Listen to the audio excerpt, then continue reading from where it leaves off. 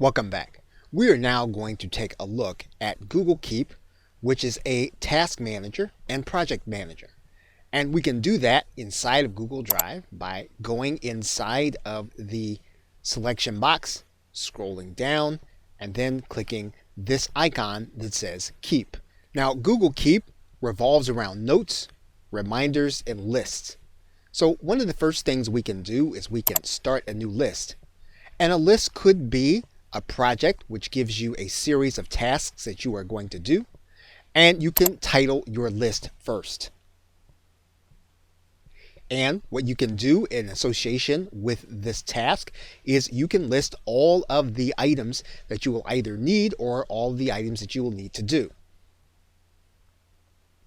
Now, each of these elements represents a task that needs to be done and that can be checked off. Now, once you've written in all the steps to the task, what you can do is you can actually add in a reminder which will serve as your due date. And you can pick a date and time.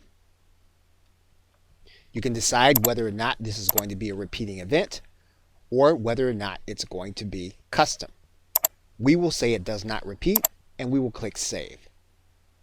So now we have an event that's going to end or should end on a certain date. Now that we have a task and a number of clickable items when we have completed them, we can now bring in collaborators to this particular task.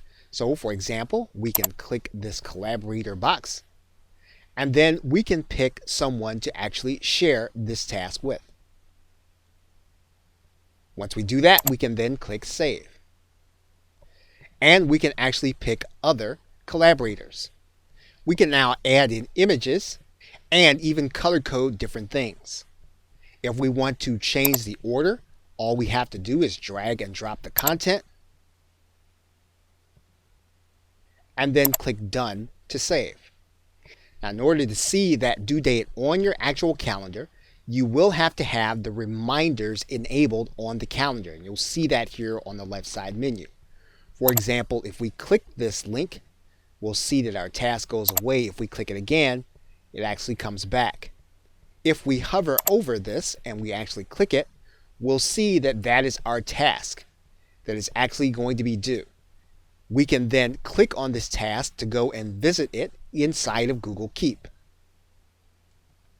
And here we see our task list. Now, as each item is completed, we'll click it off.